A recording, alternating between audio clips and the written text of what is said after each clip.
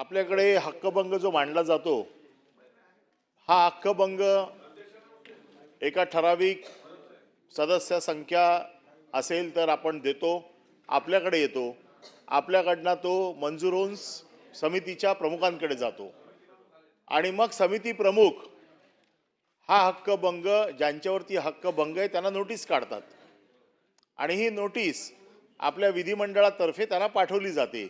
मग ती त्यांना पोस्टाने पाठवली जाते, विधिमंडळाचा स्टाफ पाठवला जातो.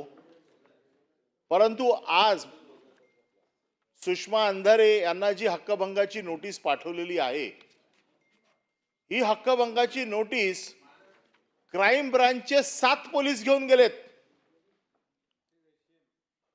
अरे काय चाललंय? काय सत्तेचा माज आणि काय चाललंय? काय हक्कभंगाची पोलिसांना काय काम नाही आहे काय?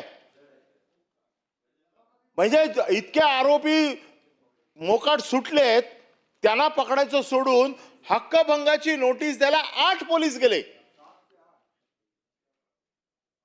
8 होते, नाव सांगू? पण सभापती महोदय, ही कुठली प्रोसिजर आहे?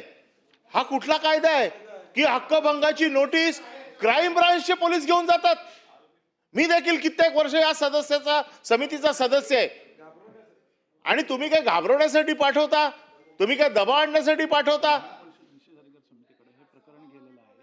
माझं म्हणणं असं आहे, नोटीस त्यांना, तुम्हाला पूर्ण बोलून तर होऊ देत, माझं पूर्ण तर होऊ देत. सभापती महोदय, माझं म्हणणं आहे, त्यांच्यावरती काय आरोप करायचे आहेत त्या आल्या, त्यांच्यावरती आरोप सिद्ध करा. या वाटतं या संदर्भामध्ये आपण विषय हा मांडलेला आहे. हक्कभंग समितीकडे हा प्रस्ताव गेला होता. समितीची चर्चा इथे होणं अपेक्षित नाहीये. आपल्याला बोला, आपण पॉइंट ऑफ प्रोसिजर सांगितलं म्हणून आपल्याला मी मांडायला दिलं. तथापि हा हक्कभंग प्रस्ताव हक्कभंग समितीकडे गेलाय. हक्कभंग समितीच्या प्रोसिजर मध्ये आपले काही सदस्य असतील, तिथं ती चर्चा होऊ शकते. त्यामुळं इथं चर्चा करणं ती अपेक्षित नाही, कारण हा सभागृहाचा भागच नाही. ज्या वेळेस हक्कभंगीची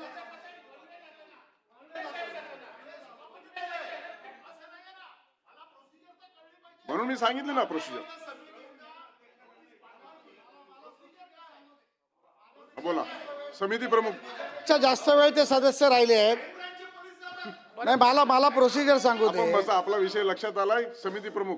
सभापती महोदय, आपण समितीमध्ये तेही आहेत, त्याच्यामध्ये त्या बैठकीमध्येच नोटीस पाठवण्याचं निश्चित झालं. आम्ही नोटीस पाठवल्यानंतर जो आमच्याकडे रेकॉर्डवर ॲड्रेस होता, त्या ॲड्रेसवरती कोणी राहत नाही अशा प्रकारचं उत्तर आलं.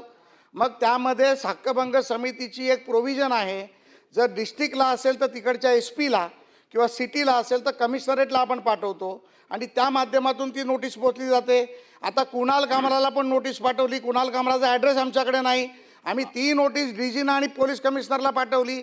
पण ज्या सुषमा अंधारेबद्दल अनिल परब साहेबांना थोडा पुळका आला आहे, त्या मॅडमनी स्वतः कैलासवासी शिवसेना प्रमुख बाळासाहेबांचा देखील अपमान केला होता.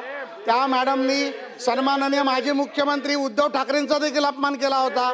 त्यामुळे सभागृहाच्या माध्यमातून मी एवढंच सांगतो, आम्ही जे केलं ते प्रोसिजरनी केलं आणि सन्माननीय अनिल परब साहेबांचा मान ठेवून सांगतो की तेही त्याचे सदस्य आहेत, मला मार्गदर्शन करत असतात. तर ही प्रोव्हिजन आम्ही होती त्या प्रोव्हिजनमध्ये केलं.